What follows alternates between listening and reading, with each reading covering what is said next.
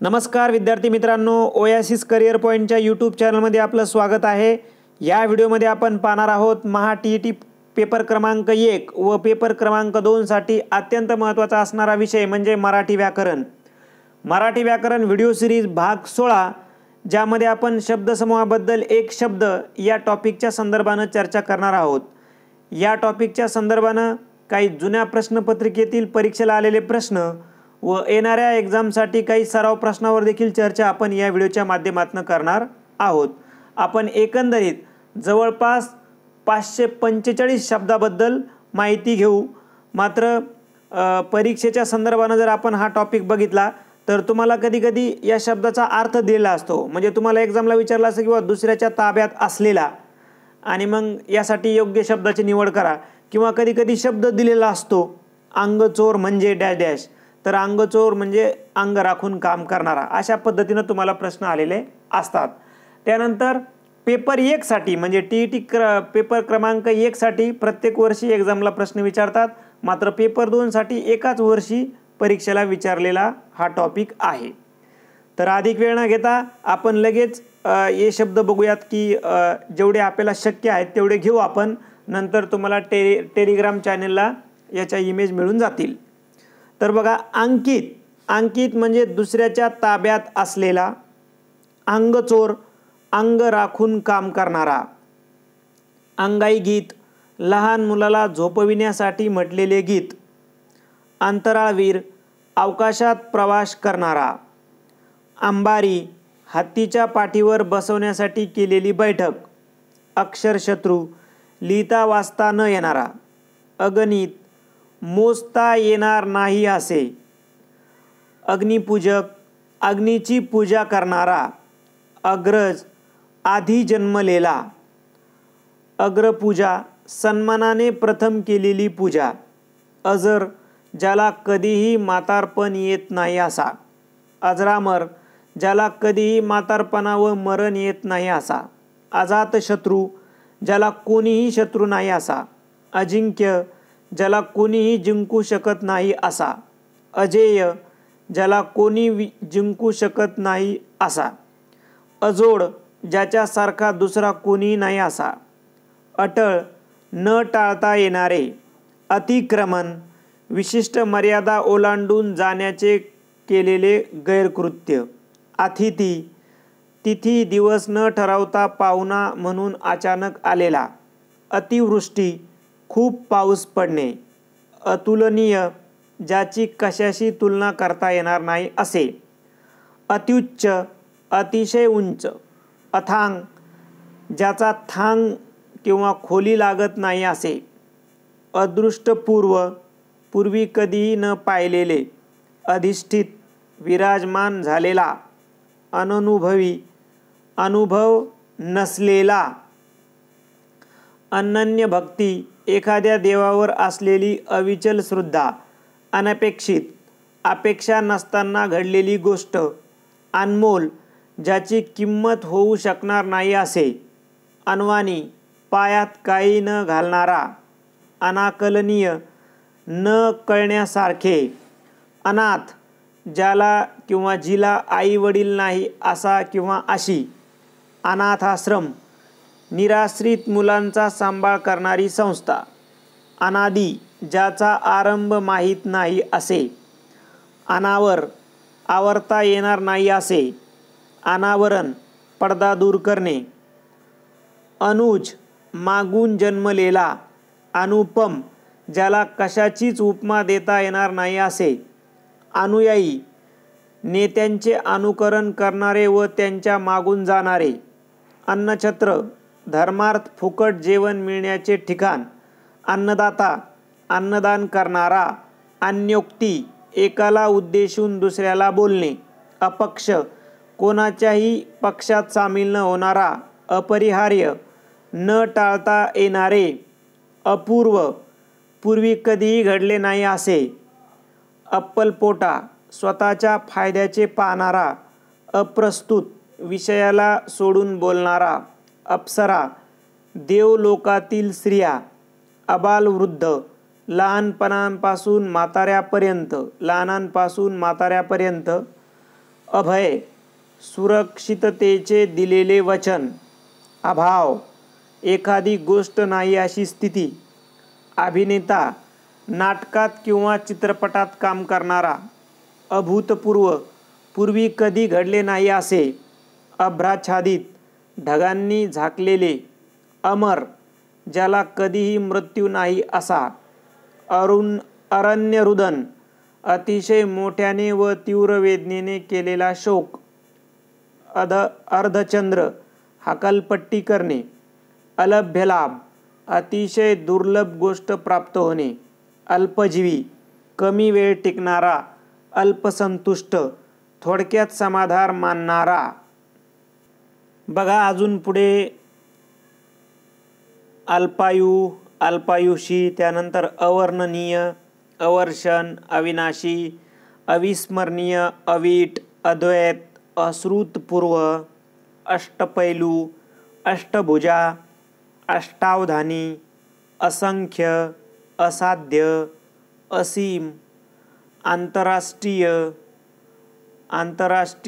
आंतरिक, आवनू, आकारविल्यक्रम, आकाशगंगा, आगंतुक, आजन्म, आजानबाहू, आत्मचरित्र. म्हणजे साधारणतः तुम्हाला या टॉपिकमध्ये त्या शब्दाची व्याख्या करायची असते. जसं आता आत्मचरित्र इथं दिले तर मग स्वतःच लिहिलेले स्वतःचे चरित्र. आत्मवृत्त दिले, स्वतःच लिहिलेले स्वतःचे चरित्र. ठीक आहे, म्हणजे समानार्थाचे झाले. आदिवासी म्हणजे अगदी पूर्वीपासून राहणारे मूळ रहिवासी. आपादमस्तक म्हणजे संपूर्ण शरीरभर किंवा पायापासून डोक्यापर्यंत. आभास म्हणजे नसलेली गोष्ट आहे असे वाटणे. आमरण म्हणजे काय, मरण येईपर्यंत. आपण म्हणतो ना आमरण उपोषण, असा अर्थ त्याचा घ्यायचा आहे.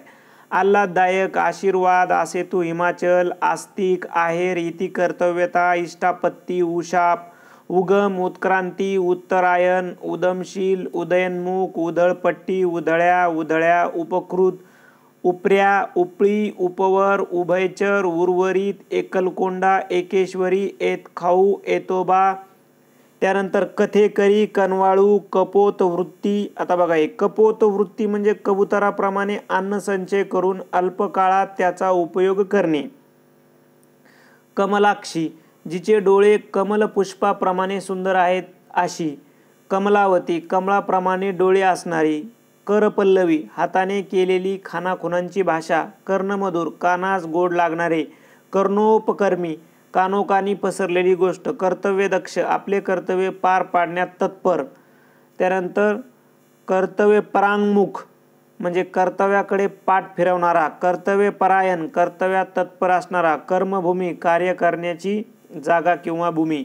त्यानंतर कलाकार, कलाप्रेमी, कलावंत, कलावान, कलासक्त, कल्पतरू, कल्पवृक्ष, कल्पाती, कवयित्री, कष्टसाध्य, काथवट. बघा एक ग्रामीण भागातले शब्द. काथवट म्हणजे भाकरी करण्याची लाकडी परात. कामचुकार म्हणजे कामाची टाळाटाळ करणारा. त्यानंतर बघा कामचोर, कामधेनू. बघा एक कामधेनू पण एक्झामला तुम्हाला विचारू शकतात. कामधेनू म्हणजे सर्व इच्छा पूर्ण करणारी गाय. कार्यक्षम, त्यानंतर कार्यतत्पर, कार्यमग्न, कार्यरत, कुंजविहारी, कुलाचार, कृतज्ञ. बघा येणारे प्रश्न आहेत. कृतज्ञ म्हणजे केलेले उपकार विसरणारा. कृतज्ञता म्हणजे उपकार विसरण्याची प्रवृत्ती. कृतज्ञ म्हणजे केलेले उपकार जाणणारा आणि कृतज्ञता म्हणजे उपकार जाणण्याची प्रवृत्ती. त्यानंतर कृष्ण पक्ष, कोंडमारा, कोट्याधीश, कोठार, क्रांती. बघा क्रांती म्हणजे काय, शीघ्रतेने किंवा अकस्मात घडून आलेला बदल. खंदक, किल्ल्याभोवती खाणलेला पाण्याचा चर. खग, आकाशात गमन करणारा. त्यानंतर खट्याळ, खडकाळ, खर्ची, खूर, खेचर. बघा खेचर म्हणजे आकाशात गमन करणारा. खेळगडी, गगनभेदी, गडकरी, गर्भश्रीमंत. गाभारा, गाभारा म्हणजे जेथे मूर्ती असते तो देवळाचा आतील भाग. त्यानंतर गारुडी, गावकूस, गावगाडा, गिरिजन.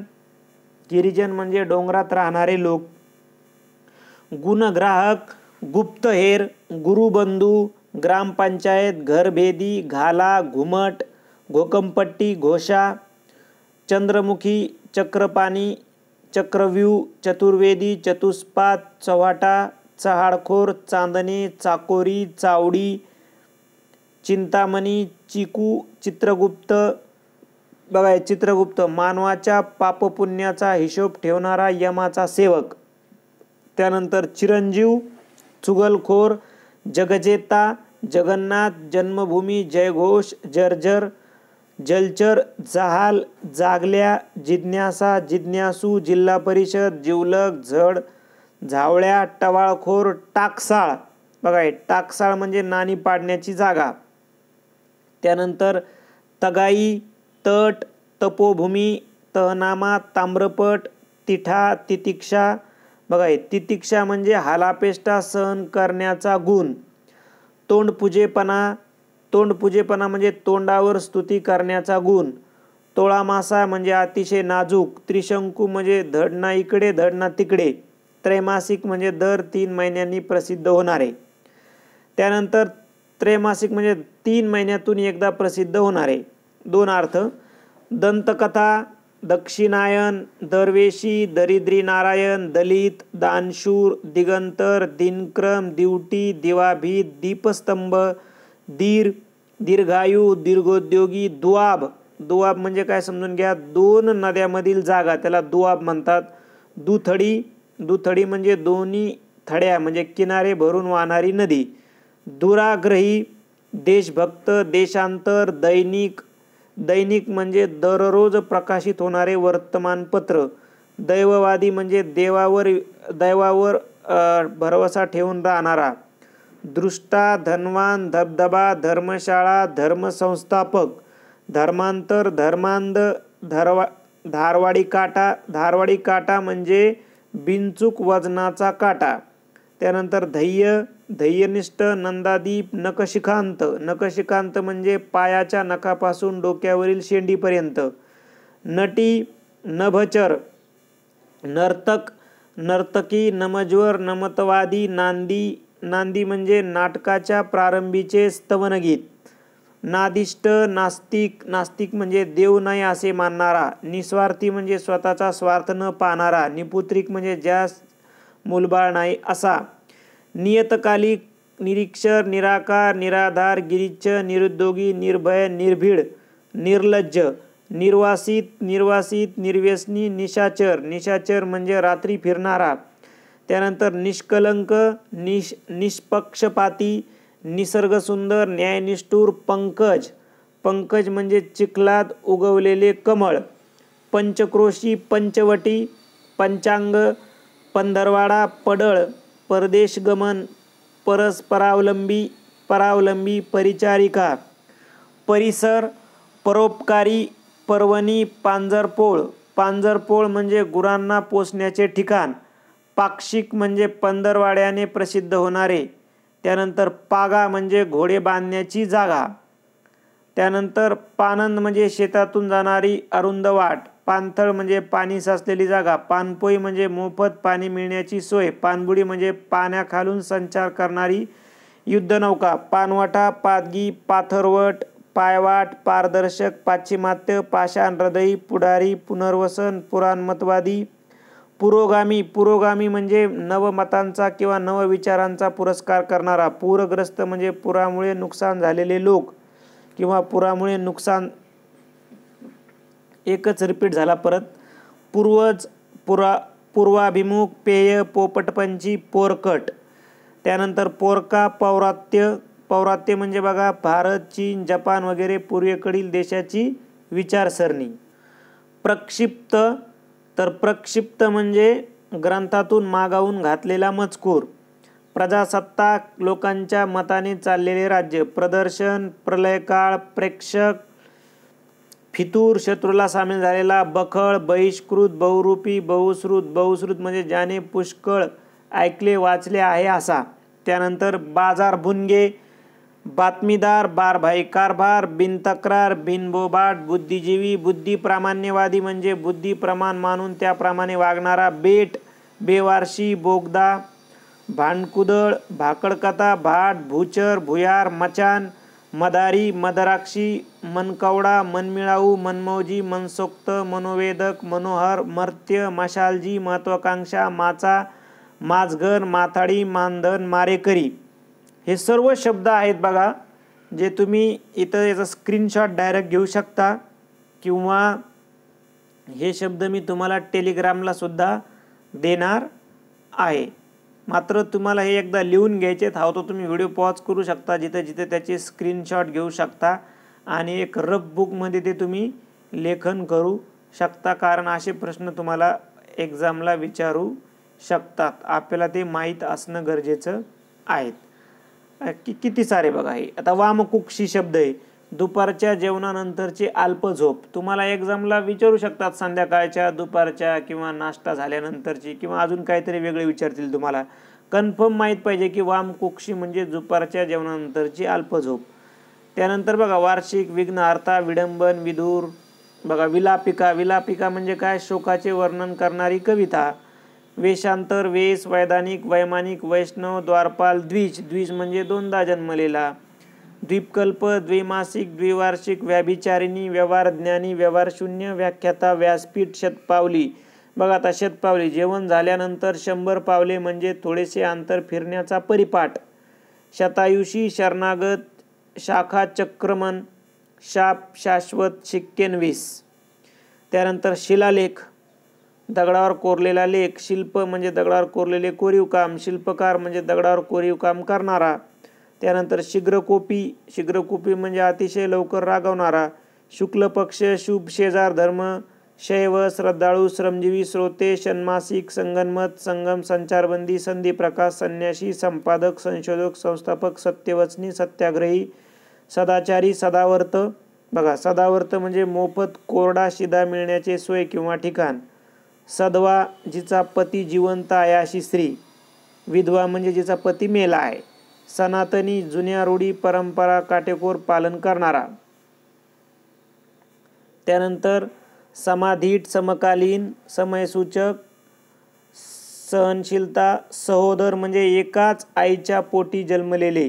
सांगकाम्या म्हणजे सांगितलेले तेवढेच काम करणारा.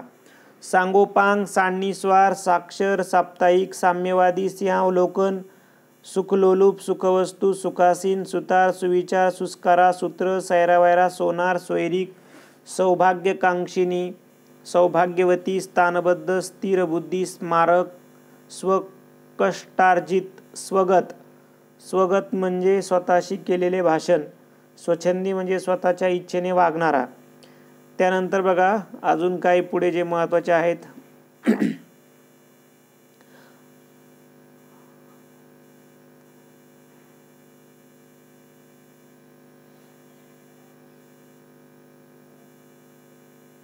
अशा पद्धतीने बघा हे शेवटीचा होय बा, सर्व गोष्टींना होकार देणारा.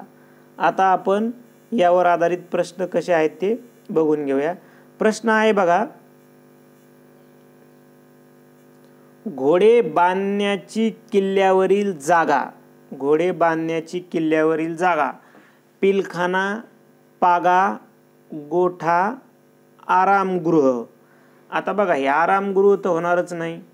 आता पिलखाना म्हणजे काय? तर पिलखाना म्हणजे गजशाळा, म्हणजे जिथं हत्ती बांधले जातात. आणि पागा म्हणजे काय? तर पागा म्हणजे घोडे बांधण्याची किल्ल्यावरील जागा. म्हणजे आपल्या प्रश्नाचं उत्तर आहे पर्याय क्रमांक 2, कारण गोठ्यामध्ये गाई गुरे वगैरे जनावरे बांधण्याची जागा आहे. मग आता याच्यात 2 कन्सेप्ट लक्षात ठेवा एक्झामला. पागा म्हणजे किल्ल्यावरील घोडे बांधण्याची जागा आणि दुसरा आहे तबेला. तबेला. तबेला म्हणजे काय? जर तीच जागा सपाट जमिनीवर असेल तर त्याला काय म्हणायचं बघा, सपाट जमिनीवरील घोडे बांधण्याची जागा तबेला आणि किल्ल्यावर घोडे बांधण्याची जागा पागा. त्यानंतर पुढे प्रश्न, देशासाठी प्राणार्पण करणाऱ्या आशुतोषला सर्वांनी प्रणाम केला. वाक्यातील अधोरेखित शब्दसमूहाबद्दल अचूक शब्द निवडा. अधोरेखित कोणतं कुठपर्यंत आहे? देशासाठी प्राणार्पण करणारा. तर त्याला आपण काय म्हणू? हुतात्मा. प्राणार्पण करणारा म्हणल्यावर काय म्हणू त्याला आपण? हुतात्मा. कारण देशप्रेमी म्हणजे देशावर प्रेम करणारा. कार्यतत्पर म्हणजे नेहमी कार्यात तत्पर. आणि क्रांतिकारक म्हणजे क्रांतीत सहभाग घेणारा किंवा क्रांती करणारा. इथं देशासाठी प्राणार्पण करणारा म्हणजे काय? हुतात्मा. मोफत पाणी मिळण्याची सोय या शब्दसमूहासाठी योग्य शब्द पर्यायातून निवडा. तर मोफत पाणी मिळण्याची बघा, हे पानवन काही नाही, धरण तर नाही, जलवाहिनी, त्याचा प्रॉपर शब्द आहे पाणपोई. पाणपोई या लक्षामध्ये तुम्ही तुमचं जास्त आपण म्हणजे आपला जास्त मनाचा उत्तर लिहायचे नाही, जसं की धरणात कोणी विचारणार नाही, परंतु मोफत पाणी कुठं मिळतंय, पाणपोई इथंच मिळतंय, त्याचाच तो करेक्ट काय आहे, शब्दसमूह आहे. त्यानंतर धान्य पाखडण्याचे साधन या शब्दसमूहासाठी वापरला जाणारा एक अचूक शब्द. तर धान्य पाखडण्याचे साधन आपल्या सर्वांना ग्रामीण भागातला हा शब्द माहिती आहे, त्याला काय म्हणतात, सूप असं म्हणल्या जातं. कारण बघा आता टोपले धान्य भरण्यासाठी उपयुक्त आहे, हवेचा तर काही संदर्भ लागाय नाही, तर ताट जेवण्यासाठी उपयुक्त आहे, बरोबर आहे.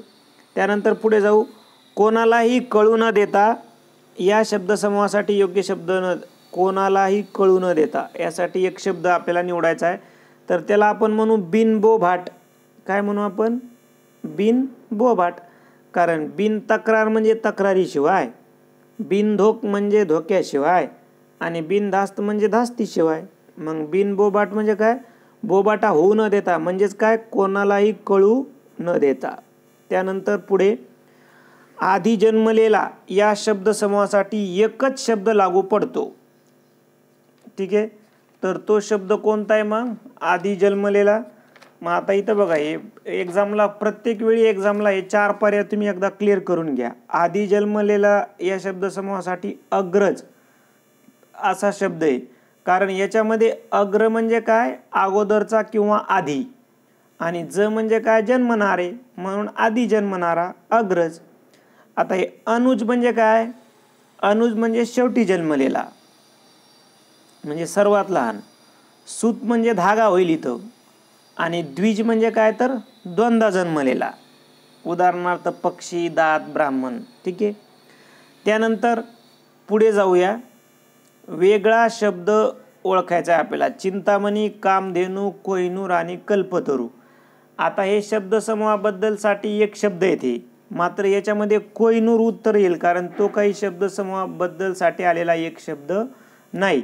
कारण हे प्रत्येकाचा एक शब्दसमूह, जसं चिंतामणी, तर चिंतामणी इच्छिलेले देणारा मणी, कामधेनू सर्व इच्छा पूर्ण करणारी गाय, आणि कल्पतरू सर्व कल्पिलेले म्हणजे जे बोललेले आहे ते देणारा वृक्ष, बरोबर.